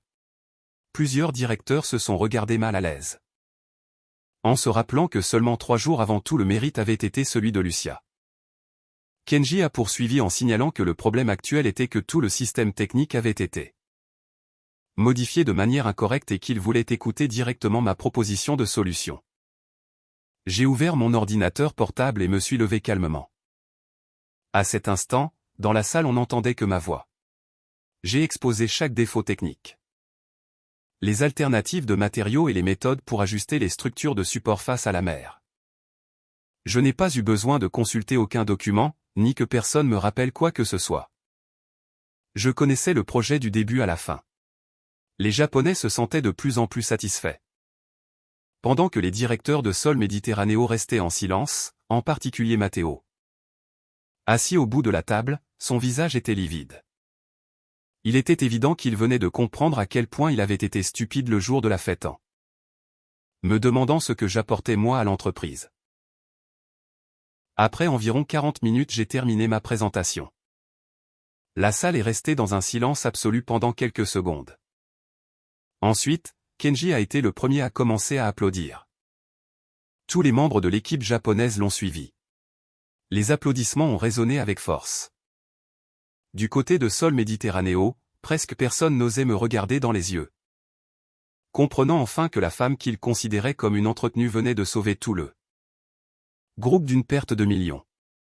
Kenji s'est adressé à Alejandro, en lui suggérant qu'en tant que président il annonce officiellement qui était la véritable responsable du projet. L'atmosphère est devenue glaciale. Alejandro a serré les mains sur la table. Il savait qu'il était dans une position compromise. S'il le rendait public, toute la direction saurait que Lucia avait usurpé mon travail. S'il ne le faisait pas, les Japonais rompraient le contrat. Finalement, Alejandro s'est levé lentement, a regardé tous les présents et d'une voix rauque a déclaré que le projet de Majorque, du début à la fin, avait été conçu par moi et que tout le mérite m'appartenait. À cet instant, toute la salle est restée silencieuse. Bien que tous le supposaient déjà. L'entendre de la bouche d'Alejandro provoquait une sensation totalement différente. Je l'ai regardé avec une étrange tranquillité. Il y a eu un temps où j'avais tant de fois rêvé qu'il s'enorgueillisse de moi publiquement de cette façon, mais maintenant que je l'entendais enfin, je ne ressentais plus rien. À ce moment, la porte de la salle s'est ouverte brusquement. Lucia a fait irruption à l'intérieur avec le visage pâle. En me voyant, elle s'est arrêtée net, créant une atmosphère extrêmement tendue. Alejandro a froncé les sourcils et a demandé qui l'avait laissé entrer. Lucia, d'une voix tremblante, l'a appelé et a essayé de se justifier en disant qu'elle voulait seulement s'expliquer. Alejandro lui a ordonné froidement de sortir de là. Elle est restée de pierre. C'était probablement la première fois qu'Alejandro la regardait ainsi. Sans trace de tendresse ni de protection. Seulement avec froideur et déception. Lucia a éclaté en pleurs, en disant qu'elle savait qu'elle s'était trompée. Mais que tout ce qu'elle avait fait c'était pour l'aider. Alejandro a donné un coup sur la table et lui a demandé si aider signifiait ruiner le projet. La salle a sursauté.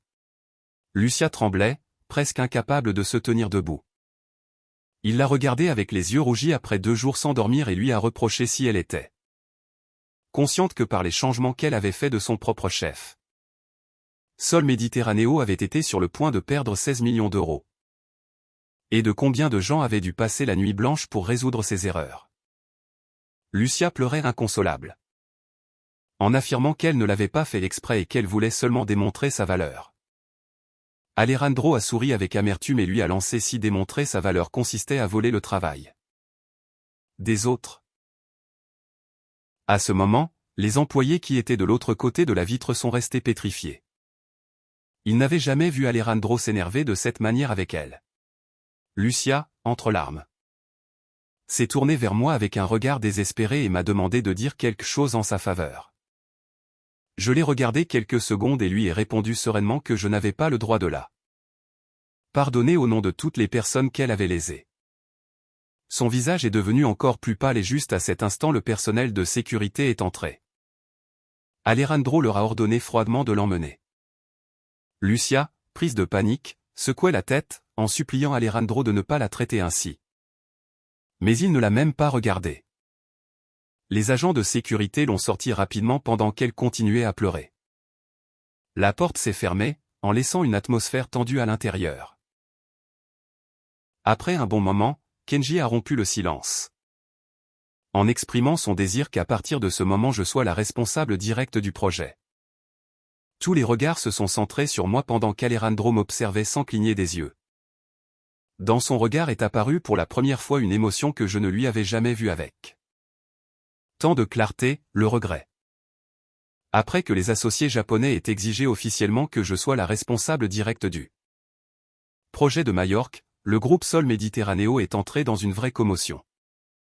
La nouvelle s'est répandue comme une traînée de poudre et en moins de 2 heures toute l'entreprise savait que la femme qu'ils avaient qualifiée d'inutile femme au foyer venait de sauver le groupe de la ruine. Lucia, la secrétaire qui jusqu'alors avait été au nu, est devenue le principal sujet de ragot dans tous les départements. Cependant, ce qui les a le plus surpris était que je n'avais encore pas accepté de revenir à l'entreprise. Après la réunion, je me suis limité à remettre les plans avec les solutions techniques et je suis parti. Immédiatement. Je ne suis pas resté pour célébrer. Je n'ai pas accepté les paroles de remerciement et je ne suis pas resté une minute de plus haut côté d'Alejandro. Quand je suis sorti de la salle de réunion, tous les employés de l'extérieur se sont écartés instinctivement pour me laisser passer. Certains murmuraient mon nom et cette fois il n'y avait pas un brin de mauvaise volonté dans leur ton, mais un respect authentique. J'ai hoché légèrement la tête et me suis dirigé vers l'ascenseur. Juste quand les portes allaient se fermer, une main les a bloquées. C'était Alejandro. Il est entré dans le petit habitacle et tout est resté plongé dans le silence. Il s'est placé devant moi. Il avait les yeux rougis par le manque de sommeil. Le costume noir visiblement froissé et apparaissait une barbe naissante de plusieurs jours. Je ne l'avais jamais vu aussi négligé depuis les premiers jours de succès de Sol Méditerranéo. L'ascenseur a commencé à descendre, il m'a regardé fixement et d'une voix rauque m'a remercié. En regardant vers l'avant, je lui ai répondu que ce n'était pas nécessaire et que je savais très bien que je n'étais pas revenu pour lui. Il m'a donné raison. Il a lâché un rire amer et épuisé et a ajouté que malgré tout il devait me remercier. Je n'ai pas répondu. Le silence entre nous était douloureusement familier et inconfortable à la fois. Il s'est passé un long moment avant qu'il parle à nouveau. Il m'a dit à voix basse qu'il ne savait vraiment pas que Lucia avait manipulé les designs. Je lui ai répondu que je le savais parce que s'il l'avait su il n'aurait pas permis qu'elle le fasse. Je me suis tourné vers lui et lui ai fait voir que le pire n'était pas son ignorance, mais le fait qu'il avait tellement confiance en elle qu'il ne lui était même pas passé par la tête de soupçonner. Alejandro est resté muet. J'ai ajouté qu'autrefois il avait l'habitude de dire que j'étais la personne en qui il avait le plus confiance et que, vu en perspective, cela paraissait ridicule. Les portes de l'ascenseur se sont ouvertes à l'étage inférieur, mettant fin à la conversation. Je suis sorti en premier, mais il m'a suivi de près. Déjà dans le hall, soudain il m'a attrapé par le bras et s'est offert à m'emmener à la maison. Je lui ai répondu que je pouvais y aller seul. Son ton s'est beaucoup adouci. Il m'a demandé de parler avec lui un moment. J'allais me libérer quand un scandale a éclaté à l'entrée principale. Quelques secondes plus tard, une femme d'âge moyen a fait irruption dans le hall. C'était la mère de Lucia. Rien qu'en voyant Alejandro, elle s'est agenouillée par terre, en le suppliant de clémence pour sa fille. Tout le hall est resté paralysé. Les employés regardaient la scène. Alejandro a froncé les sourcils et lui a ordonné de se lever. Mais elle est restée à genoux avec des larmes coulant sur son visage marqué. Entre sanglots, elle lui a juré que Lucia avait compris son erreur et qu'elle n'avait pas voulu nuire à l'entreprise. Exprès. Alejandro a serré les poings, en lui répondant que cela n'était plus une affaire personnelle et qu'elle devait assumer les conséquences. La femme lui a réclamé entre larmes qu'il avait autrefois promis de protéger sa fille. Le silence dans le hall est devenu sépulcral et les regards des présents sont devenus extrêmement compliqués. Le visage d'Alejandro est devenu froid. Il lui a assuré qu'il n'avait jamais promis une telle chose. Mais la panique évidente dans ses yeux m'a tout dit. Peut-être qu'il n'avait jamais vraiment aimé Lucia.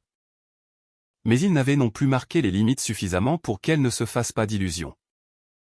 La femme a continué à pleurer, en lui expliquant que la banque leur avait envoyé l'ordre d'expulsion et que si Lucia perdait le travail et était poursuivi, ils finiraient tous dans la rue. Alejandro a fermé les yeux et, finalement, d'une voix glaciale, a promis que quelqu'un se chargerait des frais médicaux de l'hôpital, mais que les problèmes de l'entreprise suivraient leur cours légal. En entendant cela, la femme s'est effondrée complètement. J'ai observé la scène à quelques pas de distance avec un calme absolu. Je comprenais que la tragédie d'aujourd'hui n'était pas seulement la faute de Lucia, mais du consentement d'Alejandro. Si depuis le début il avait maintenu la distance, s'il ne lui avait pas donné d'espoir ni ne l'avait positionné si près, rien de tout cela ne serait allé si loin. Juste alors, mon téléphone a vibré. C'était Kenji. Je me suis un peu écarté pour répondre. Il sonnait très satisfait. Il m'a informé que le conseil avait décidé de continuer avec Sol Méditerranéo, mais avec une condition. J'ai demandé à voix basse de quelles conditions il s'agissait. Il m'a expliqué qu'à partir de ce moment je devrais superviser tout le design en personne et que mon nom figurerait officiellement dans le contrat. Je suis resté quelques secondes silencieuse. Kenji a ajouté qu'en plus sa corporation voulait m'inviter à aller au Japon pendant 3 mois pour participer à un nouveau projet hôtelier. En entendant cela, même moi j'ai été surprise. C'était une opportunité pour laquelle les grands cabinets d'architecture se battraient sans succès. Kenji a ri doucement et m'a dit qu'un talent comme le mien ne devait pas rester caché plus longtemps.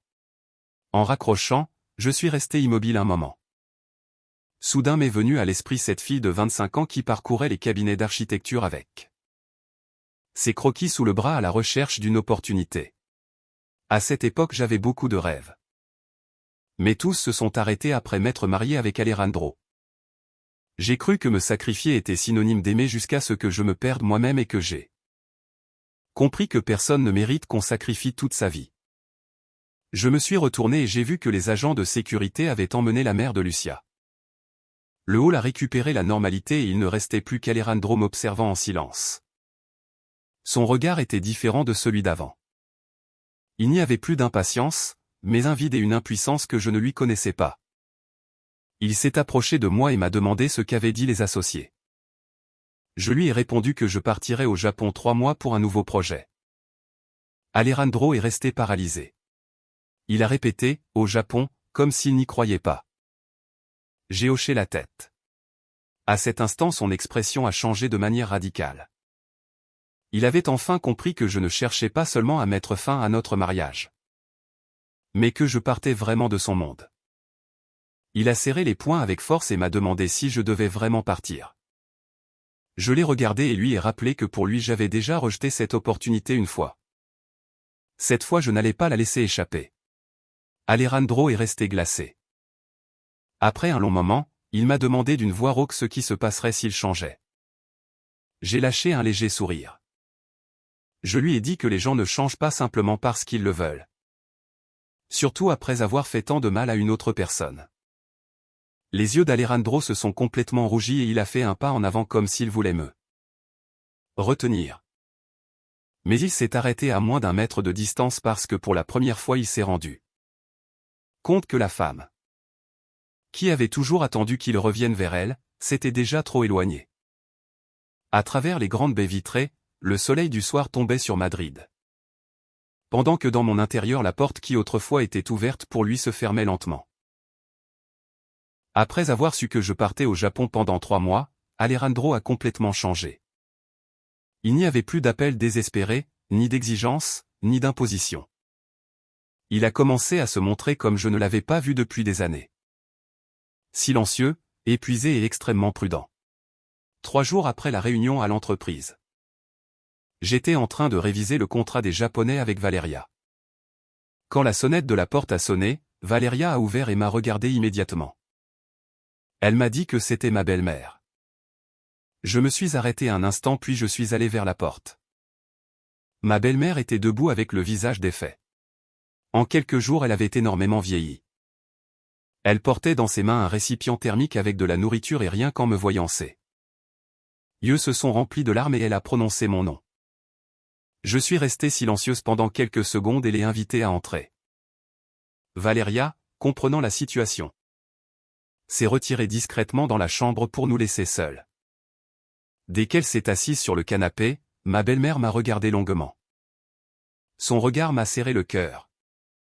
Car pendant toutes mes années comme belle-fille elle ne m'avait jamais maltraité. Quand j'ai laissé mon travail pour aider Alejandro, c'est elle qui m'avait remis en cachette son livret d'épargne. En me disant que si un jour il me faisait défaut, elle se mettrait de mon côté. Je n'imaginais pas qu'un jour ces paroles deviendraient réalité. Elle a posé le récipient sur la table et d'une voix rauque m'a dit qu'elle avait entendu que je partais au Japon. Je lui ai répondu que oui, pour environ 3 mois. Elle a légèrement hoché la tête et m'a demandé soudainement si je n'allais vraiment pas donner une seconde chance à Alejandro. Le silence a envahi l'appartement. J'ai baissé le regard vers mes mains et lui ai répondu avec douceur qu'il y a des choses qui, si ce sont seulement des malentendus, ont une solution. Mais quand le cœur de quelqu'un change, il est très difficile de revenir en arrière. Les yeux de ma belle-mère se sont encore plus rougis. Et d'une voix brisée elle m'a raconté qu'Alejandro avait passé la nuit entière dans son bureau sans toucher au dîner qu'elle lui avait apporté, en regardant fixement une de nos photos de mariage. J'ai serré mes doigts. Le cœur me faisait encore mal, mais pas assez pour faire marche arrière. Lentement, ma belle-mère a sorti de son sac une petite boîte en velours et l'a posée sur la table. Je l'ai ouverte et je me suis arrêté. C'était l'alliance que j'avais enlevée à la fête. Elle m'a dit dans un murmure qu'Alejandro avait passé toute la nuit à la chercher et qu'elle ne l'avait jamais vue aussi effrayée. J'ai regardé l'alliance inerte dans la boîte et je me suis senti vide. Le jour où il me l'avait mise. Il m'avait dit que si un jour il me faisait pleurer il s'agenouillerait et me demanderait pardon. Je n'avais jamais imaginé que sa promesse se réaliserait de cette manière. À ce moment, quelqu'un a frappé à la porte avec force. Valeria a passé la tête, a regardé la caméra de l'entrée et a froncé les sourcils.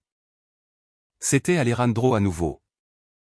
Ma belle-mère a soupiré et en a déduit qu'il savait sûrement qu'elle était là.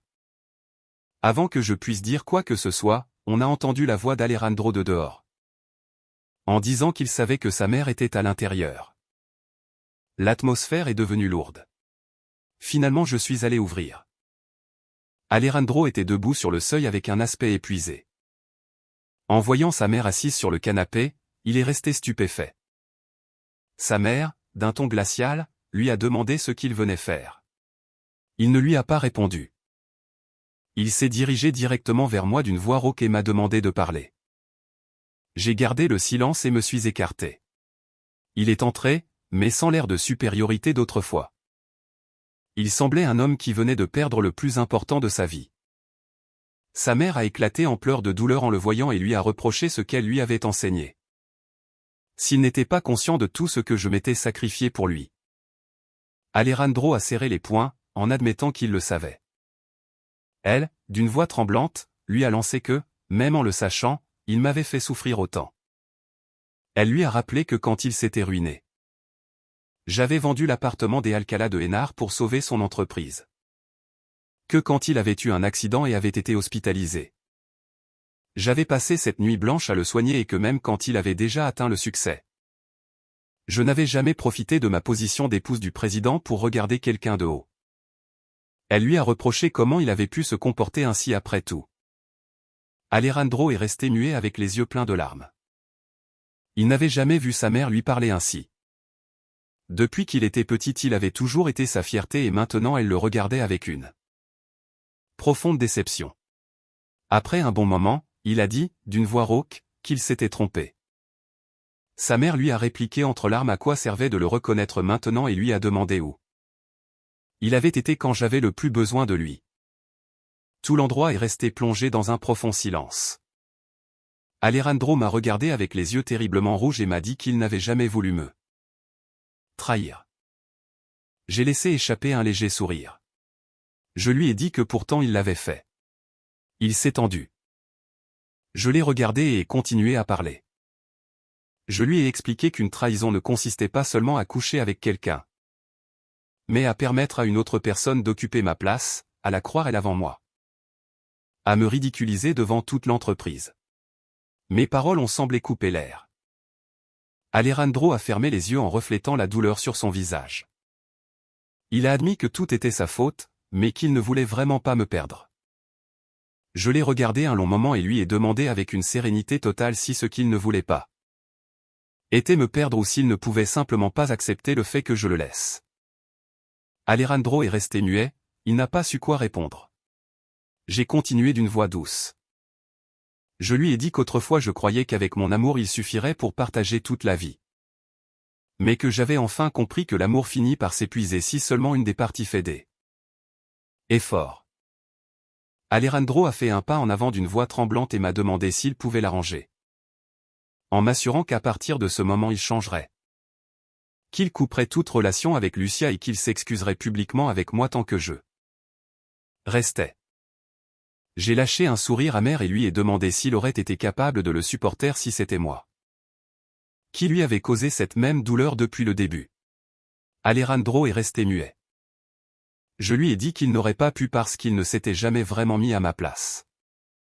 L'atmosphère était asphyxiante quand soudain le téléphone d'Alejandro a sonné, il a regardé l'écran. A froncé les sourcils et a répondu.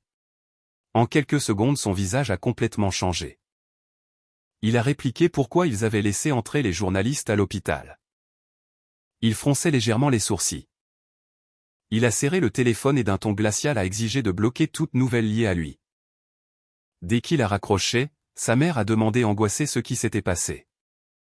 Alejandro a gardé le silence avant de répondre à voix basse que le père de Lucia était aux urgences. Et que la nuit précédente les journalistes avaient enregistré la mère d'elle à genoux devant les représentants de la banque, en les suppliant de ne pas les expulser de leur maison. L'atmosphère est devenue glaciale. Moi aussi je suis resté perplexe. Alejandro s'est frotté le front avec force et a ajouté que la nouvelle courait comme une traînée de poudre et que les gens sur les réseaux sociaux commençaient déjà à accuser Sol Méditerranéo d'avoir mené ses employés à la limite. Je l'ai regardé en comprenant que la tempête dans l'entreprise n'était pas encore finie et que cette fois il ne faisait pas seulement face à la crise du projet, mais à la colère du public. En une seule nuit, l'image de la mère de Lucia, suppliant à genoux devant les médecins, a inondé les réseaux sociaux. Les plateformes ont publié des titres sensationnalistes. Secrétaire de grande corporation menée à la limite. Doit s'agenouiller pour payer les frais de son père malade. Les sombres secrets derrière le scandale de Sol Méditerranéo. L'indignation publique n'a pas tardé à exploser. Il y en a eu qui ont compati avec Lucia. D'autres qui ont critiqué l'entreprise pour sa cruauté et certains m'ont même entraîné moi dans la polémique en transformant tout en chaos. Il y avait des rumeurs que, mu par la jalousie, j'avais forcé l'entreprise à licencier Lucia. Que j'étais revenu seulement pour me venger. Et même certains comptes anonymes suggéraient que je resterais avec la plus grande partie des actions après le divorce. En moins de 2 jours, tout le réseau s'est rempli de commentaires sur nos vies privées. En lisant tout cela, Valéria ne pouvait pas contenir le rire devant l'indignation. Étonnée de la quantité de choses absurdes qu'on pouvait arriver à dire. Je suis resté assez tranquille. Car je savais que l'opinion publique se comporte habituellement ainsi. Ils voient quelques photos et inventent leur propre histoire sans se soucier de la vérité. Mais ce qui m'a le plus surpris était qu'au milieu du plus grand flot de critiques envers Sol Méditerranéo, Alejandro ne s'est jamais prononcé pour me mettre la faute, ni n'a mobilisé l'entreprise pour laver son image. Il a simplement opté pour le silence. 3 jours plus tard, les associés japonais ont exigé que toute l'équipe de design vole immédiatement à Majorque pour inspecter le terrain avant de reprendre les travaux. Je planifiais d'y aller seul, mais Kenji a exigé explicitement la présence d'Alejandro. Car après tout il restait le président. Ce matin-là l'aéroport Adolfo Suárez Madrid-Baraja était bondé de monde. Pendant que je m'approchais de la zone d'attente entraînant la valise, j'ai vu Alejandro assis au fond. Il portait une simple chemise noire. Il avait l'ordinateur portable ouvert devant lui et en une seule semaine il avait visiblement perdu du poids. Même les employés qui l'accompagnaient évitaient de s'approcher de lui. En me voyant, il s'est levé immédiatement et, en plantant son regard sur moi, m'a demandé d'une voix rauque si j'avais pris mon petit déjeuner. Cela m'a un peu surprise. Il y avait longtemps qu'il ne m'avait pas posé cette question. J'ai répondu normalement que oui. Il a gardé le silence et m'a écarté une chaise pour que je m'asseye. Je ne l'ai pas rejeté, non parce que je m'étais ramolli, mais parce que je ne voulais plus dépenser d'énergie dans des discussions triviales. Pendant presque toute l'heure de vol, nous avons à peine échangé de paroles jusqu'à ce que l'avion commence à subir de fortes turbulences. Et que la jeune employée assise à mes côtés pâlisse de peur. Je n'y ai pas accordé beaucoup d'importance, mais quand l'avion a donné une autre secousse violente, la fille m'a attrapé la main par instinct. Avant que je puisse réagir, Alejandro a croisé son bras devant moi pour me protéger dans un acte réflexe. C'était un geste rapide, tel qu'il avait l'habitude de le faire dans les premières années de mariage. À cette époque, si j'avais peur de la hauteur ou des tonnerres, il me protégeait toujours de cette même manière. À ce moment j'ai ressenti une légère pointe au cœur. Les gens sont très étranges. Malgré être aussi blessés au point de partir, parfois il suffit d'un geste quotidien pour raviver de vieux souvenirs. Alejandro a dû s'en rendre compte parce qu'il a retiré la main doucement, m'a regardé et m'a demandé pardon à voix basse. Je ne lui ai pas demandé pourquoi il s'excusait. Il y avait déjà trop de choses pour lesquelles demander pardon. En arrivant à Majorque, toute l'équipe s'est déplacée directement vers la zone de travaux face à la mer. Le soleil frappait durement et la brise marine soufflait si fort qu'elle me décoiffait constamment les cheveux. Debout sur les fondations en construction, j'analysais les plans pendant que je parlais avec l'ingénieur de chantier. Alejandro était à peu de distance, sans me quitter des yeux. Probablement même lui ne s'était pas imaginé que la femme qu'il considérait comme une femme au foyer dirigerait une œuvre de millions d'euros et résoudrait des problèmes techniques avec un tel aplomb. L'inspection s'est prolongée jusqu'à presque la nuit. Quand tout le monde se disposait à monter dans les véhicules pour retourner à l'hôtel, un incident s'est produit. À cause du fort vent, un des échafaudages de la structure extérieure s'est détaché. Les cris ont résonné dans toute l'œuvre. En me retournant, j'ai vu comme une énorme barre de métal tombait directement vers moi. Tout s'est passé en fractions de secondes. D'un coup, une force m'a tiré sur le côté et je suis tombé. Éclat. Le métal a heurté le béton, exactement où j'avais été un instant avant. Un silence sépulcral a envahi l'endroit. Encore sans me remettre complètement, j'ai entendu un petit gémissement de douleur dans mon dos. Alejandro me tenait serré avec force. Mais la barre lui avait effleuré le bras et le sang lui descendait jusqu'au poignet. Pâle comme du papier. J'ai pâli d'un coup, mais il continuait à me tenir, craignant que je me sois fait mal. Jusqu'à ce qu'il vérifie que j'étais indemne.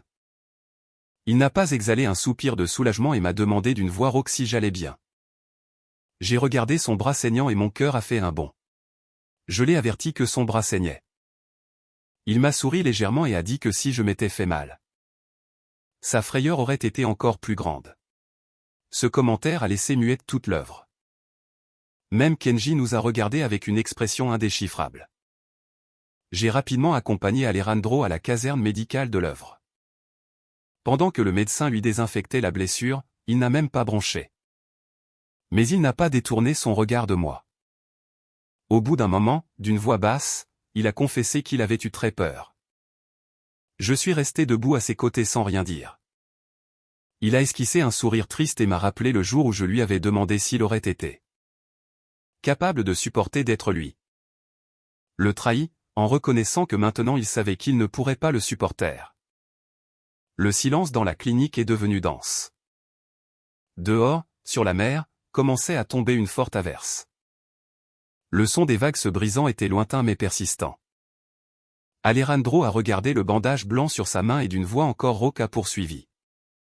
Il m'a dit que dans le passé il avait toujours cru qu'il suffisait de gagner beaucoup d'argent et que je serais toujours là à l'attendre.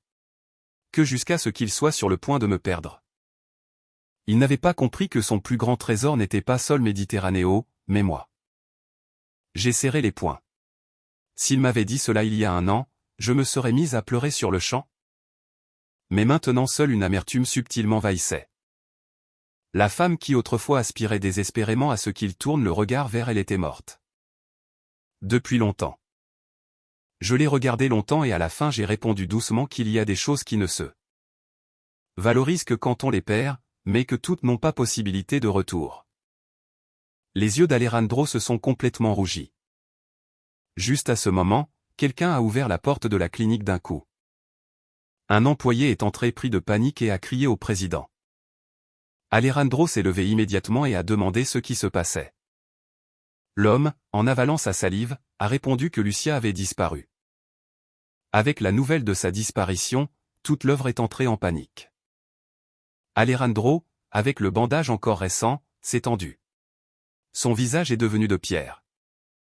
Il a questionné depuis quelle heure elle était disparue et l'employé lui a répondu que la mère de Lucia avait appelé l'entreprise pour avertir que depuis ce matin elle était partie de l'hôpital et n'était pas revenue. J'ai observé Alejandro. Malgré tout ce qui s'était passé, on percevait en lui une inquiétude évidente, non par amour, mais par responsabilité. S'il arrivait quelque chose à Lucia, la compagnie ne réussirait pas à échapper à l'œil du cyclone médiatique. Dehors il pleuvait avec force et le vent secouait les vitres. Alejandro faisait des appels à droite et à gauche. Sa voix sonnait de plus en plus rauque. En ordonnant de vérifier toutes les caméras près de l'hôpital, port et aéroport. Ce furent 2 heures de tension absolue. Quand le soir tombait, le téléphone a sonné. La personne de l'autre côté parlait rapidement. Le visage d'Alejandro a changé. Il a répondu qu'il irait immédiatement, a raccroché et m'a regardé. Il m'a dit que Lucia était sur les falaises du cap de Formentor, en menaçant de se jeter à la mer. Tous dans la salle sont restés de pierre. Alejandro est sorti presque en courant sous la pluie torrentielle. J'ai hésité quelques instants et finalement je l'ai suivi.